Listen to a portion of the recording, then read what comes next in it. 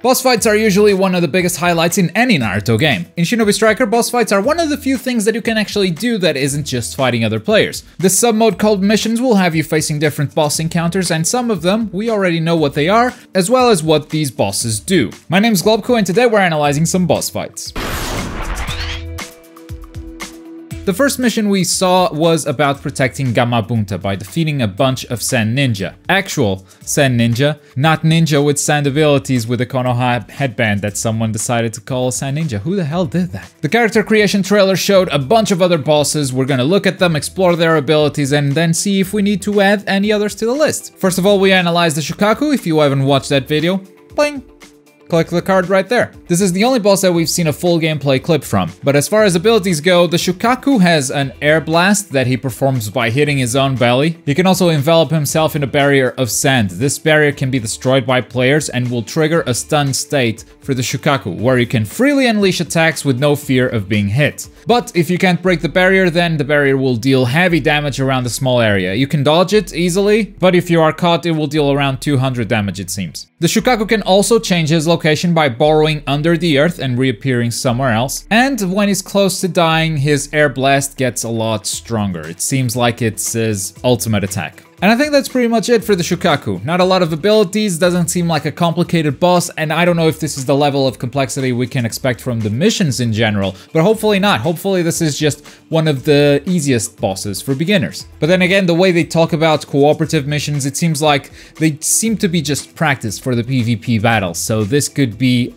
the way that all bosses are. They could all be this easy. I don't know. Anyway, boss number 2. This is the first one that shows up in the character creation trailer, the 8-tailed beast. The one that lives inside Killer Bee's body. As far as moves go, we don't see much in the trailer. Just a couple of punches and that's it. The Shukaku also does punches, so I wouldn't really call that an ability. So what would his signature moves be in the game? Well, it's a tailed beast, so I think it's natural to expect the tailed beast bomb. After all, that's pretty much all these tailed beasts seem to do most of the time. You could argue that the Shukaku doesn't have any tailed beast bombs, and I would argue that he doesn't need any tailed beast bombs because of all the air blasts. For the 8 tails, it could be a big tailed beast bomb or several smaller ones that are a lot faster. Maybe even both, so he can mix us up. The 8 tails can also lose limbs and use them as a distraction like he did with Sasuke, so maybe that could be a mechanic where your characters attack a limb, the limb comes off, then maybe you can fight the limb on its own, or maybe you have to remove all the limbs before you can defeat the 8 tails, or maybe that sounds like torture, I don't know. Moving on to the next boss that shows up in this trailer, the Susanoo. This is Sasuke's perfect Susanoo. We only see one of his abilities, which is when he slashes its sword. There's a wave of energy coming out of it, or maybe wind, making it a ranged weapon as well as a melee weapon. Now this could actually just be the boss's basic attacks and not an actual ability, like how the 8 tails punches, the Susanoo slashes, and that's just how he attacks. We can also see the Susanoo with a stunned state, just like the Shukaku, and that is pretty much it. Now, the Susanoo could have all sorts of abilities. If we assume Sasuke is inside of it, Amaterasu, lightning abilities, the bow and arrow, the possibilities are almost endless on this one. And finally, we see a giant snake on this trailer. Now, hopefully this giant snake is just a part of a mission with maybe Manda as a boss, or even better, have Orochimaru as a boss. And he just summons a bunch of different snakes once in a while. But yeah, this snake is not really a confirmed boss fight, so we'll move on to something else until we know what the actual boss behind the snake is. There is one final boss that has shown up, not in this trailer, but in the very first trailer for Shinobi Striker, and that is the 9-tailed beast. Some people saw this and thought they could transform into this form if they chose to be Naruto, but since these types of powerful jutsu are not in the game, as we saw in the interview that we released last Monday, click the thing to watch it if you haven't yet, then I believe this is a boss fight. Plus, this is the Kurama Link mode. Just like we have Sasuke Susanoo, we have Naruto's Kurama Link. It's only fair that we get to fight both of them. As far as abilities go, I don't know, he's got so much. Tailed Beast bombs are a given. Giant Rasengan would be cool. This form can also use the Shadow Clone multiplying itself. He can fuse with the clones and then throw planetary Rasen Shuriken. Oof.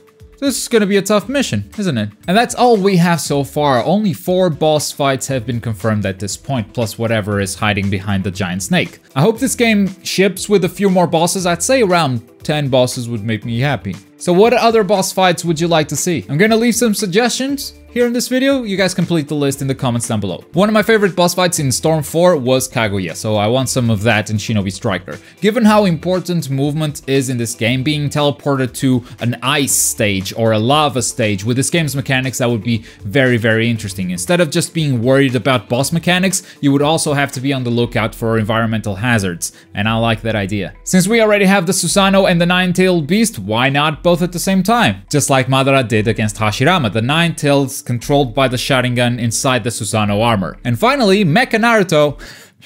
Nope. No, let's not do that again, please. Alright, that's our bosses video for Shinobi Striker. Any other tailed beasts that you'd like to see in the game? Any other Susanoo you'd like to fight? Any other bosses? Let me know in the comments down below. If you've missed our interview with Nino Noriaki, just click the video right here. There's a ton of new info there, just saying. If you're in the mood for something else, you can also click this video right here. But as always, thank you very much for watching. My name is Globku, and I'll see you guys next time. Bye!